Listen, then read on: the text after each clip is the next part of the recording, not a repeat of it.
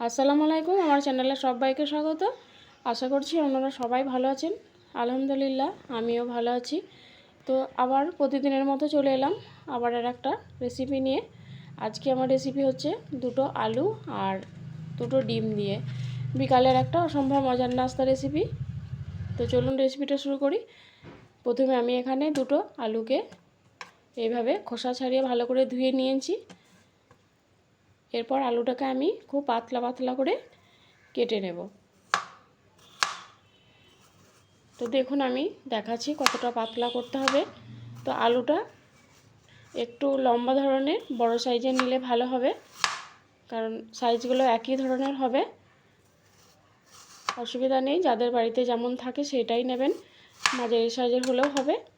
দেখুন এরকমভাবে কেটে নিতে হবে আলুটাকে।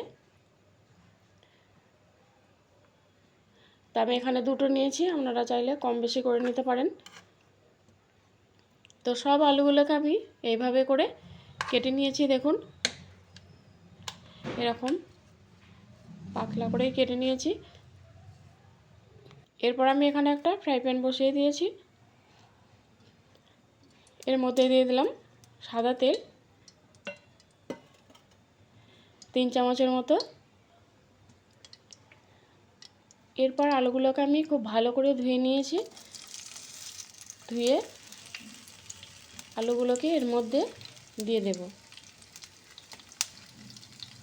এরকমভাবে সব আলুগুলোকে দিয়ে দেব।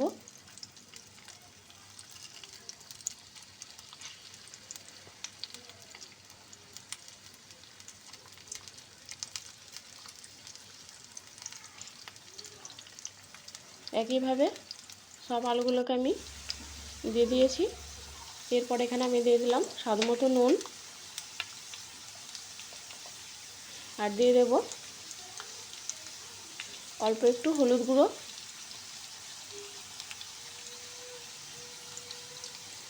আর অল্প একটু লঙ্কা গুঁড়ো।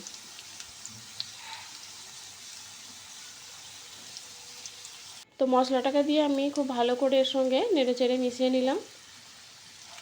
আর আপনারা এই কাজটা করতে পারেন, চাইলে আগে নুন হলুদ লঙ্কা মাখিয়ে তারপর কড়াইয়ে দিতে পারেন।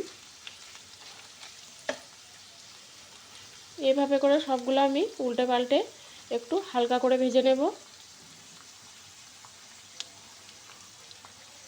তো দেখুন এটা আমার প্রায় ভাজা হয়ে গেছে। এরপর আমি এখানে একটা মিক্সিং বোল নিয়েছি। এর মধ্যে দিয়ে দিলাম দুটো ডিম। তো দুটো ডিমকে আমি ভেঙে নিয়েছি। এরপর এখানে দিয়ে দিলাম অল্প একটু নুন, আর হাফ চামচের মতো লঙ্কা গুঁড়ো, হাফ চামচেরও একটু কম জিরে গুঁড়ো, আর অল্প একটু হলুদ গুঁড়ো। আর এখানে আমি দিয়ে দেবো চাট মশলা 1 চামচ, আর এখানে আমি দিয়ে দেবো গোলমরিচের গুঁড়ো হাফ চামচ। দিয়ে সব উপকরণগুলো আমি এভাবে একটা কাঁটা চামচ দিয়ে ভালো করে ফেটিয়ে নেব।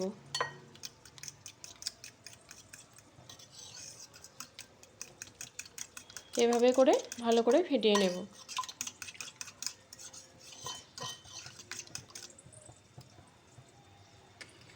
তো ডিমটা আমি ভালো করে ফেটিয়ে নিয়েছি।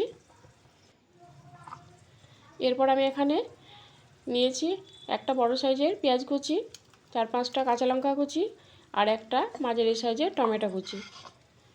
এটাকে দিয়ে আমি এই ডিমের মিশ্রণের সঙ্গে খুব ভালো করে চামচ দিয়ে আবারও মিশিয়ে নেব। তো আপনারা এখানে চাইলে আরও সবজি দিতে পারেন, যেমন গাজর, ধনেপাতা, ক্যাপসিকাম, বরবটি, বিনস এগুলো দিতে পারেন, যে যেমন সবজি পছন্দ করেন। এরপর এটা আমি ফেটিয়ে নিয়েছি।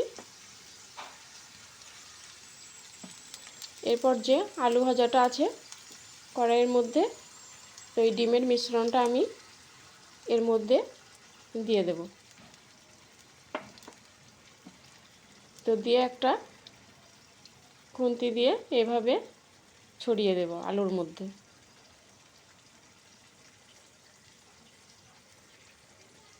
তো ডিমের মিশ্রণটা আমি আলুর মধ্যে খুব ভালোভাবে ছড়িয়ে দিয়েছি।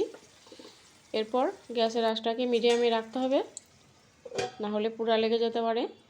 তো আমি এটাকে 2 মিনিটের জন্য ঢাকনা দিয়ে ঢেকে দিয়েছিলাম, যেহেতু এখানে টমেটো পেঁয়াজ দেওয়া আছে, এটা সেদ্ধ হয়ে যাবে।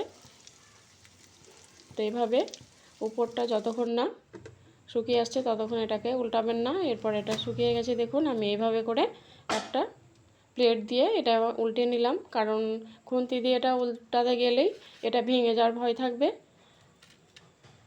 তো তার আগে আমি এটাকে একবার উল্টে নিয়েছিলাম অফ ক্যামেরায়, এটা আমি দেখাতে পারিনি, তার জন্য আমি দুঃখিত। তো এটা আমার পুরো রেডি হয়ে গেছে দেখুন। এটাকে আমি একটা ছুরি দিয়ে কেটে নিচ্ছি। খুব কম সময়ের মধ্যে এটা বিকালে টিফিনের জন্য বানাতে পারেন। তো এই রেসিপিটা কেমন লেগেছে আপনারা অবশ্যই জানাবেন, আর যদি ভালো লেগে থাকে একটা লাইক দেবেন, আর আমার চ্যানেলটা সাবস্ক্রাইব করবেন। ভালো লাগলে কমেন্ট করে জানাবেন।